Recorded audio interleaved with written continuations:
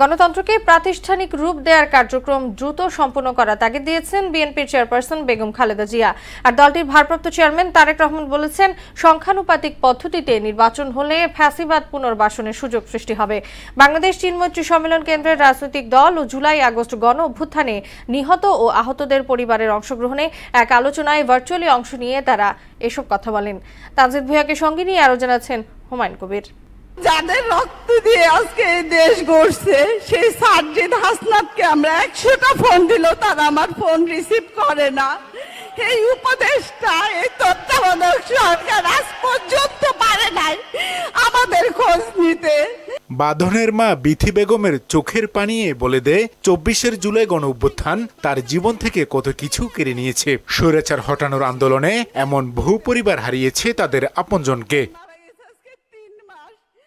অনুষ্ঠানে এক ভিডিও বার্তা দেওয়া বক্তব্যে বিএনপি চেয়ারপারসন বেগম খালেদা জিয়া অভিযোগ করেন, বিগত 16 বছরে হত্যা গুমের মাধ্যমে দেশে একদলীয় শাসন প্রতিষ্ঠা হয়েছিল। ছাত্রদের আন্দোলনে সুযোগ সৃষ্টি হয়েছে নতুন বাংলাদেশ গড়ার। ছাত্র জনতার সম্মিলিত অভ্যুত্থানের মধ্যে দিয়ে ফ্যাসিবাদদের পতন ঘটেছে। সুযোগ সৃষ্টি হয়েছে নতুন করে বাংলাদেশকে গড়বার। এই আন্দোলনে যারা শহীদ হয়েছেন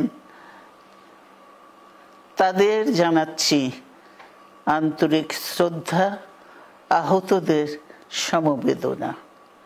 তাদের এই আত্মত্যাগ জাতি চিরকাল মনে রাখবে।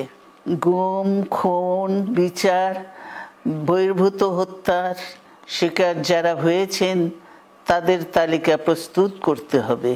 এ সময় ভার্চুয়ালি অংশ নিয়ে বিএনপির ভারপ্রাপ্ত চেয়ারম্যান বলেন, বিএনপি ক্ষমতায় গেলে জুলাই অভ্যুত্থানের শহীদদের প্রতি শ্রদ্ধা জানিয়ে বিভিন্ন স্থাপনার নামকরণ করা হবে। শহীদ পরিবারের সম্মানিত সদস্যগণ, 24 গণ অভ্যুত্থানে আপনার প্রিয়জন দেশের জন্য, দেশের মানুষের জন্য, গণতন্ত্রের জন্য নিজের জীবন উৎসর্গ করেছেন। একজন শহীদ শুধু আপনার স্বজন নন, তিনি জাতির গৌরব, তিনি মুক্তিকামী মানুষের প্রেরণা। 1971 সালে বাংলাদেশের স্বাধীনতা অর্জনের যুদ্ধে শহীদ মুক্তিযোদ্ধাদেরকে যেমন বাংলাদেশ ভোলেনি, 2024 সালে দেশ এবং জনগণের স্বাধীনতা রক্ষার যুদ্ধে বীর শহীদদেরকেও বাংলাদেশ কখনোই ভুলবে না। জনগণের রায় বিএনপি রাষ্ট্র পরিচালনার দায়িত্ব পেলে শহীদদের প্রতি শ্রদ্ধা জানিয়ে দেশের বিভিন্ন স্থাপনা, সড়ক কিংবা গুরুত্বপূর্ণ প্রতিষ্ঠানের নামকরণের ইচ্ছে আমাদের আছে।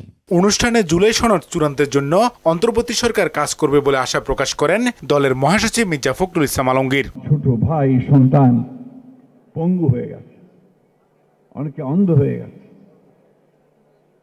এই পরিবারগুলো এখনো অনেক অনেক অসহায়।